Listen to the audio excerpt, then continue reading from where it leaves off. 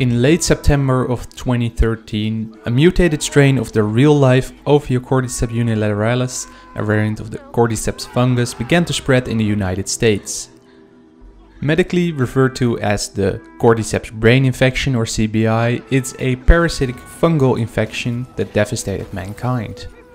The Last of Us and The Last of Us Part 2 show the evolution of the fungus over 25 years since the outbreak and provides answer to important questions like what and how many possible stages and mutations of infections exist, what happened to patient 0, how does immunity work, and how would a cure or vaccine be created.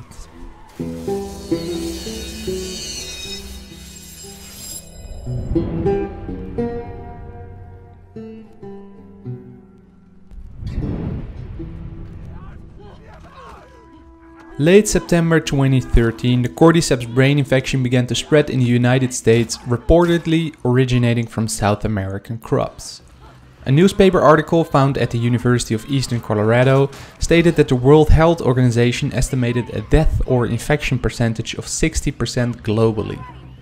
According to a medical pamphlet from the Center for Disease Control, CBI is able to transmit and infect a person in 2 known ways: breathing in the spores emitted by the fungus, or through contact with bodily fluids of an already infected person. After initial infection, the parasite travels to the host brain over a period of 1 to 2 days, and the incubation period concludes when the fungus has taken over all major bodily functions of the host.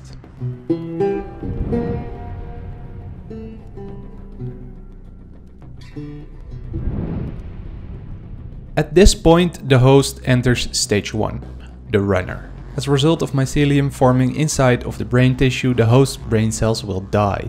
This causes them to lose their higher brain function and with it their humanity, rendering them hyper-aggressive and incapable of reason and rational thought. If left undisturbed, runners wander around often in packs or stand alone wailing or screaming, almost if they are aware of their infection.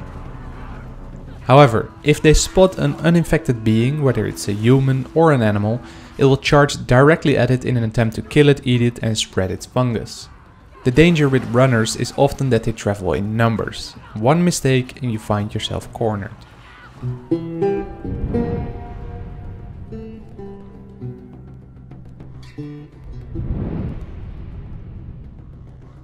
In the meantime, the fungus continues to grow, and within 2 weeks the host enters stage 2 of the infection, the stalker.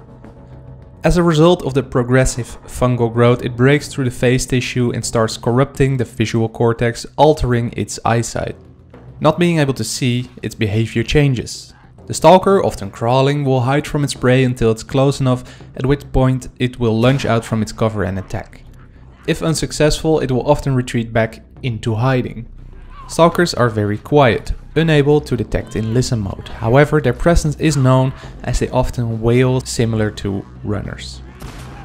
You will encounter these often in small packs inside buildings with plenty of places to hide.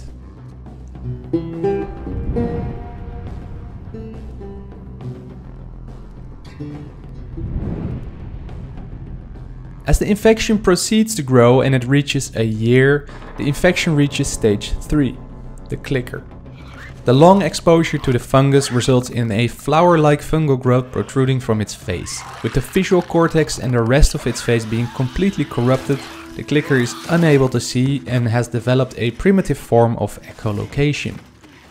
It produces horrifying clicking and screeching noises to locate sources of sound. The hardened fungal plates covering its face make it not only appear less human, but act as a form of armor, immunizing them from instant brain damage. Unlike the runners and stalkers, clickers don't resist the fungus, resulting in more aggressive behavior. When provoked, a clicker will enter a berserk mode, aggressively flailing its arms, heading straight for its prey. It won't flinch when it's shot, unless it's hit by a high-powered round.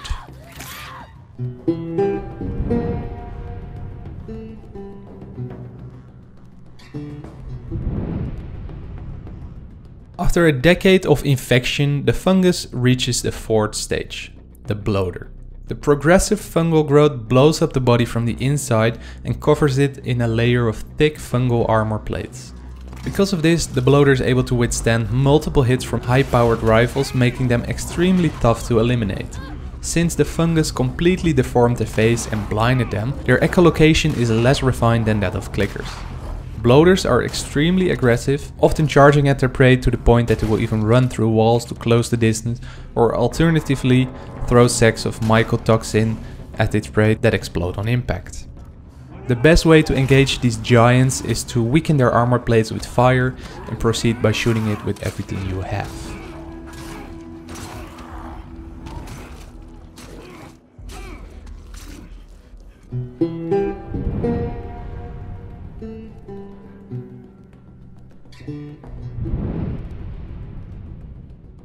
Other than the original 4 stages, other mutations of the fungus have been discovered in Seattle. Named after their shambling gait, shamblers are in the process of evolving into a bloater, but likely heavy exposure to water and floods, like in Seattle, caused the mutation. The mutation resulted in a fungal growth that covers the entire body in spore-like pustule clusters that spray gaseous acid. Their mouths are stuck gaping wide open by the growth, but it hasn't fully covered their eyes and limbs. Rather than biting, the shambler attacks and holds its prey only to burn it with its acid.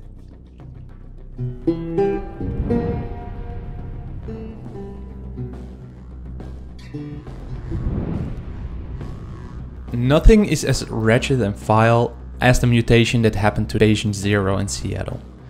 The 6th variant of the infected is a superorganism called the Rat King. Named after the rare Rat King phenomena that has taken place in the animal kingdom, where a collection of rats was found whose tails are intertwined and bound together by hair and sticky substances. The Rat King is an abomination that is composed of multiple stalkers, clickers and a bloater connected by fungal growth that has taken over 2 decades to form. Seemingly it's made up from Patient Zero and the other people that got infected on Outbreak Day that were locked in a sealed room. It was so full of spores and bloomed fungal growths that the spread out infected were merged into each other. Its hulking size and strength allow it to burst through metal doors and concrete walls and rip a human limb from limb easily. Its size and armored plating make it extremely resilient to even high-powered rifles, explosions and fire, and it will take everything you have to eliminate it.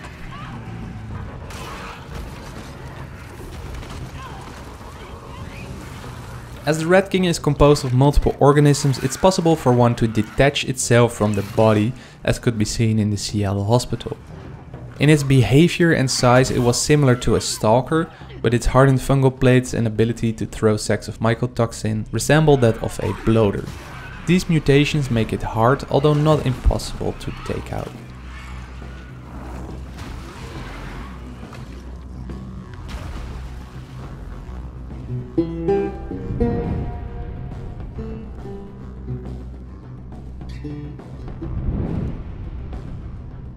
Infected can die at any stage, regardless of its mutation, and other than survivors killing it, it's unknown what exactly decides if an infected dies or not. After its death, the fungus continues to grow, consuming the body's mass to form a fruiting body of fungal growth, releasing spores in the hopes of infecting anyone unlucky enough to pass by. As sufficient time passes, the fruiting body becomes a sort of moss that is able to fill entire structures with deadly fungal growth.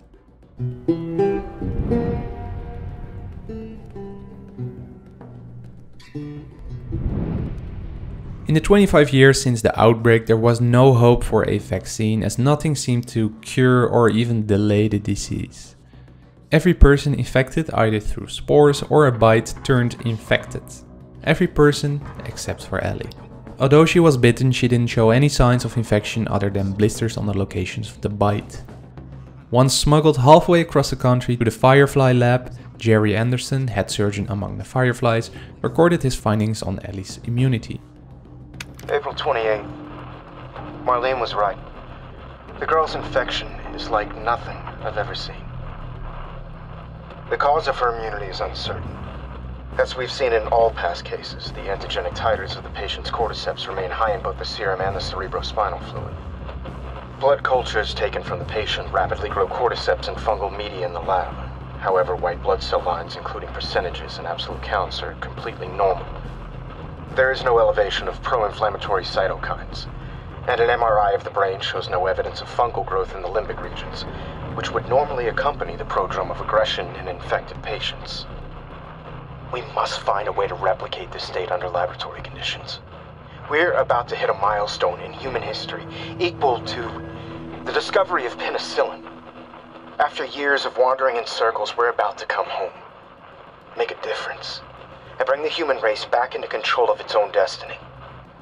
All of our sacrifices and the hundreds of men and women who've bled for this cause, or worse, will not be in vain. What exactly caused Ellie's immunity is uncertain. Similar to other infected, the Fireflies tested the antigenic titers, which is a laboratory test that measures the amount of antibodies in a person's blood, was high in Ellie's blood, a sign of infection. However, contrary to the other infected, Ellie didn't have an elevation in white blood cells, pro-inflammatory cytokines and fungal growth of the fungus in the limbic regions. This means that her body didn't respond to the fungus as a threat and that the fungus itself, for whatever reason, didn't mutate and grow.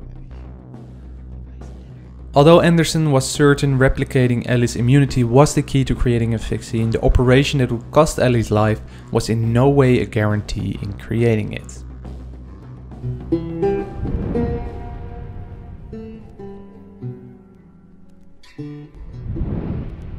The cordyceps brain infection truly was the worst pandemic in human history.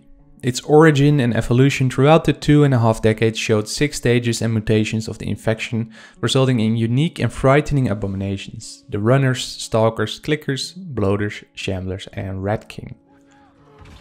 Each having its own behavioral and physical traits caused by the passing of time and exposure to its environment, makes me wonder, are there other mutations of the cordyceps brain infection?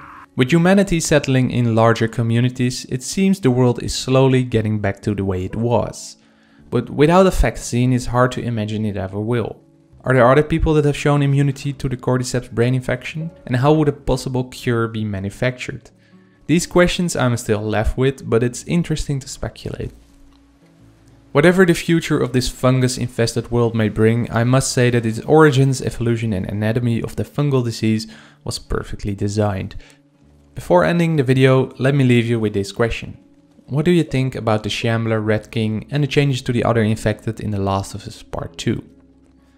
Thanks for watching. If you enjoyed or learned something from the video, I encourage you to like the video. If you're interested in similar content, that being game lore, make sure to subscribe or even become a channel member to receive exclusive rewards like unique game collectibles that add to the story and lore, behind the scenes posts and way more. The more likes, subscribers and memberships, the more time I can spend on creating content and creating better quality content. With that, I'm ending the video. Thanks again for watching. It's always good to see your smiling faces and peace out.